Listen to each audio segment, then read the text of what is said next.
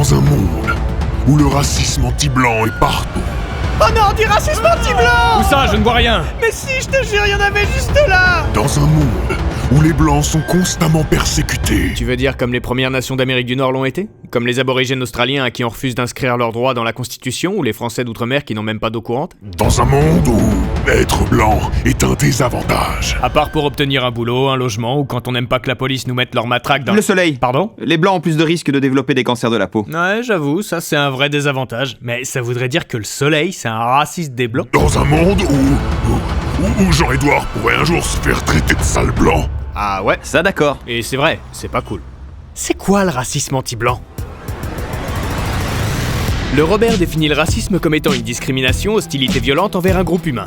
Alors si on s'arrête à ça, et qu'on ne contextualise pas, alors oui, on peut se dire victime de racisme tout en étant blanc. Tu viens de dire que selon la définition d'Indico, dont le principal actionnaire est un riche blanc empêtré dans une série d'affaires judiciaires concernant son business en Afrique, le racisme anti-blanc existe? Mais, si on s'intéresse un tout petit peu au sujet, on se rend très vite compte qu'il est absurde d'utiliser le même terme pour deux phénomènes qui n'ont pas grand-chose de comparable.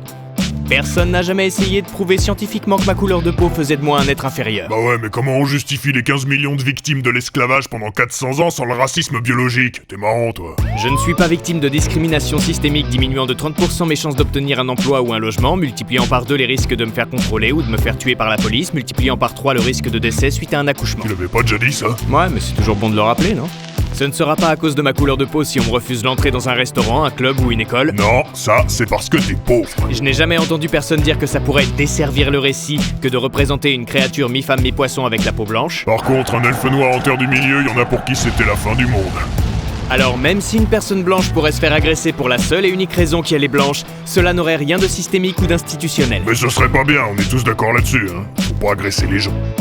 Certains essayent de prouver l'existence d'un racisme anti-blanc systémique en évoquant les réunions en non-mixité.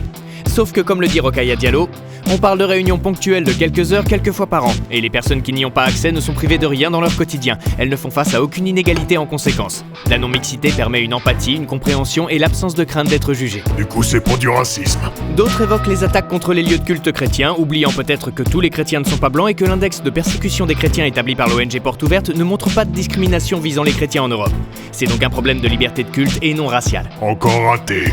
On pourrait aussi parler de la discrimination positive qui a pour but d'améliorer l'égalité des chances mais qui est vécue comme une véritable injustice par ceux qui ont l'impression qu'on s'attaque à leurs droits dès que leurs privilèges sont remis en question. Non mais on va se faire grand remplacer là. Regarde les personnes les plus riches du monde. Bernard Arnault, Elon Musk, Jeff Bezos, Larry Ellison. Ouais, bon, d'accord, ça va. Ou encore prendre une étude de l'INET pour essayer de prouver qu'il y a 10 millions de blancs victimes de racisme en France alors que selon les auteurs de l'étude, les statistiques de trajectoire et origine ne permettent pas de connaître la couleur de peau des catégories d'autant que la question n'a pas été posée. Et si les majoritaires peuvent être confrontés à des comportements racistes de la part de la population minoritaire, qui peuvent les blesser verbalement voire être agressifs physiquement, ce racisme ne fait pas système et ne produit pas d'inégalité sociale. Quand ils racontent n'importe quoi comme ça, ils lisent pas l'étude, ils la comprennent pas ou ils mentent carrément en se disant que ceux qu'ils essayent de convaincre n'iront jamais vérifier. Alors n'en déplaise à l'extrême droite et même à une bonne partie de la droite, non, le racisme anti-blanc n'existe pas. T'as pas trop peur de triguer les fachos? Non, t'inquiète. Je leur dirai que c'est pas moi qui ai écrit ça et je leur filerai l'adresse de Vincent.